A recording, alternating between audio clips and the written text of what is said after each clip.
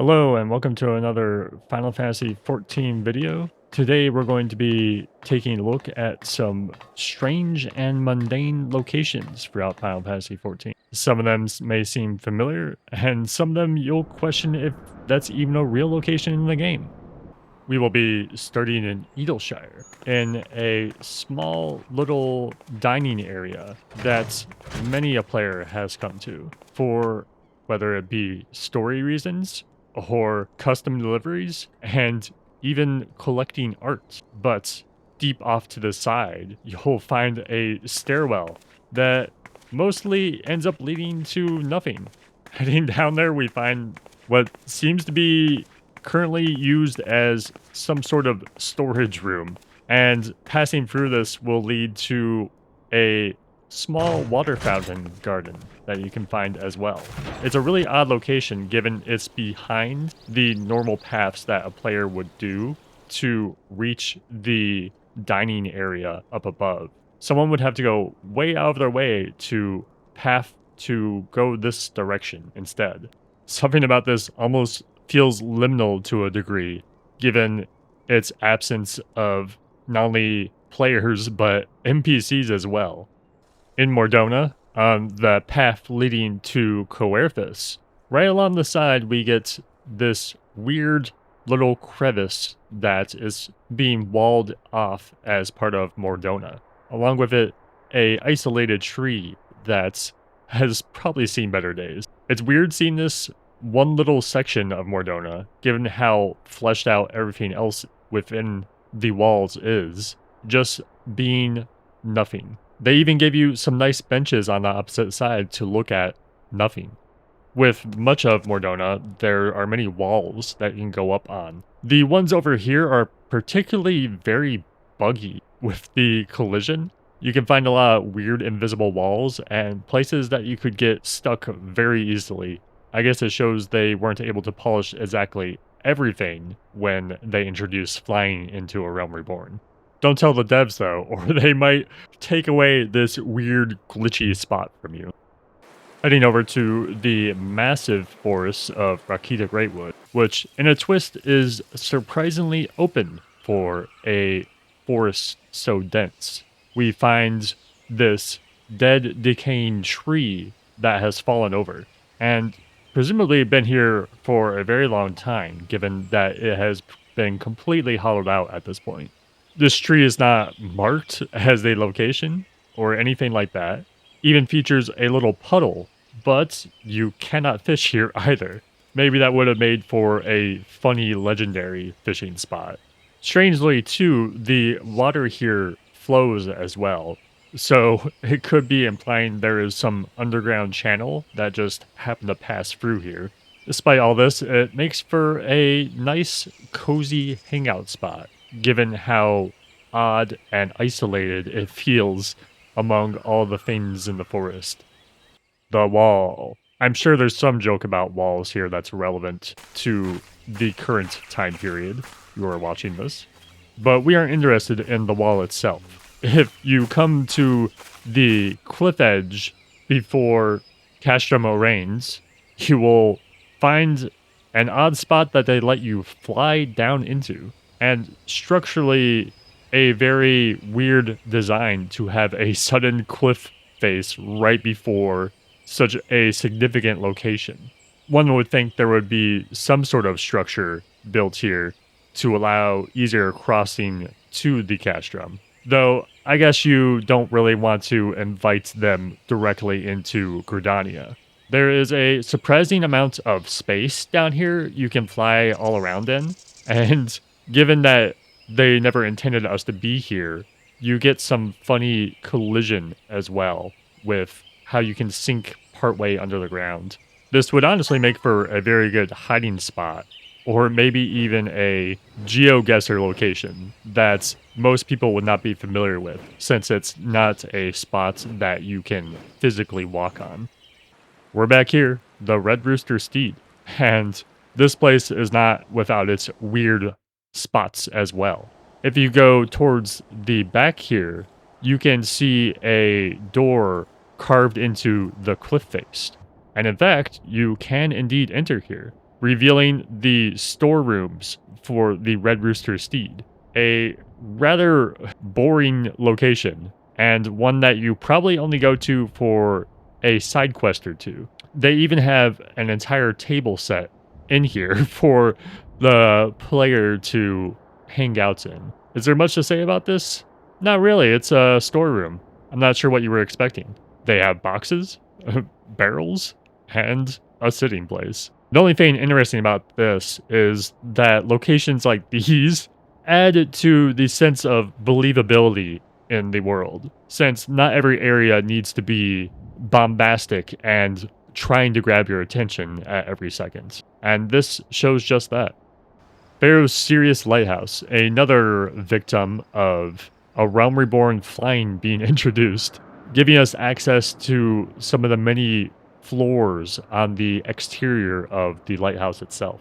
The terrain we can walk on here is surprisingly spacious, and I could see people having a lot of things they could do here for social activities. And simply because of how the structure of the lighthouse works, you get a lot of weird nooks and crannies that you can just kind of go in. Even on this arc going all the way out here, you can go up here and land, which has rendered out stairs instead of a flat path, and also features fake large doors that wouldn't really function here. I'm not sure how they would open these or even why they would want to take these paths. Seeing stuff like this where they have stairs always makes me think that maybe at some point the devs intended players to go to some of these weird locations, or maybe it's simply a use on saving assets before, instead of making a completely new flat stone ramp. Do you recognize these weird holes in the wall with roots coming out of them? These are in fact the side of Spirithold, and we can see on top of it the treetop of the tree bursting through Spirithold. This is another area that I question if the devs at one point intended us to come up here.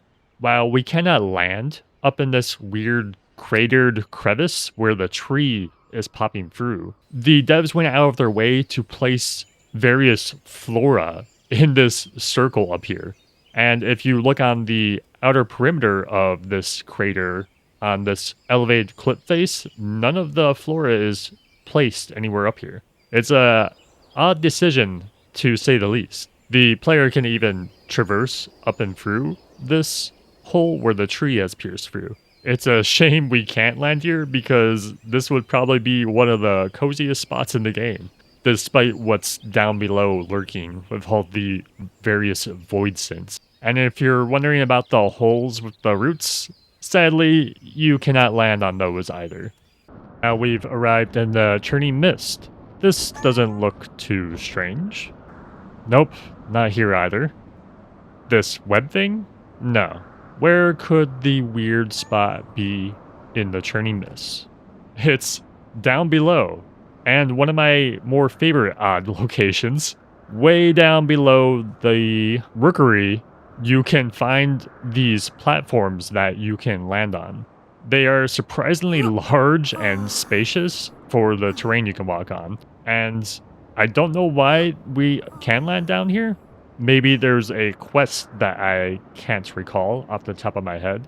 Though even so though, we get just a very odd location that we can hang out in with very little to do, except look at the various vistas of the falling ruins in the distance. If you see that more rounded platform out in the distance, you can go over there, but unfortunately you cannot land there as well. Or something the player likely passes over constantly during the story, it's funny to know that there's been such a large location you can land on down below. And speaking of weird locations you can land in, the Ceruleum plant. Over here we could see a guard trying to do his best to make sure nobody enters. Unfortunately for him, Yoshi P has blessed us with flying in a Realm Reborn. If you go to the edge of this gate, they kind of messed up the terrain for it, and it's not exactly lining up with where the gate should be, allowing you to kind of fall into the ground briefly. A little weird, I'd say. And now we will simply fly over the gates. See ya, bozo. Here we can see 2 NPCs that have been stationed here, just to make it seem like when you peer into the area that it's more fleshed out than it is. As you see when we go walking through the various structures within here, there's a lot of stuff that feels very uncanny, and that is very much because they did not expect the player to come here. A lot of the structures are crowded in locations they shouldn't be. Many of the buildings have no entrances to them, so I have no idea how they maintain a lot of these. Choosing not to include a door on a structure, even if it's not visible to the player immediately, seems like a weird thing to do, given they already went through the efforts of making it, and they don't necessarily know where it's going to be placed in the world space until they get farther into the level building. If you're okay with the constant blue hue that has engulfed northern Thanalan, this can be a nice little RP spot. Now for definitely my favorite, and it takes place in one of my favorite locations as well, the Azim Steppe, way down this path, right next to Reunion of all places. If you follow this crevasse where this river is flowing off into the ravine, you will find a turning point. And over in this turning point is a corner with nothing. It's just a corner. There's no real reason to go over here.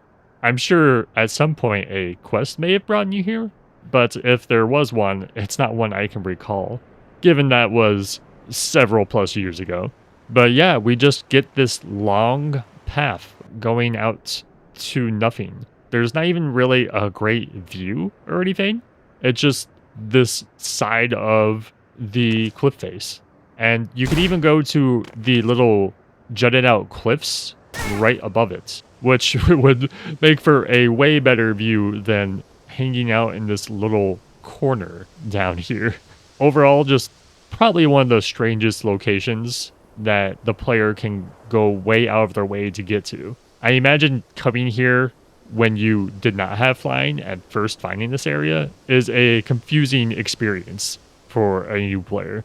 And that will do it for another Final Fantasy XIV video. This will probably become another series on the channel, depending how well it's received, where I will just be going through various strange and mundane locations within video games. Over here, another video. Over here, a video. Down here, subscribe. And thank you for watching. And thank you to my member. Members are an optional thing, and it's just a nice way you can support me additionally if you want to. Bye! Bye-bye.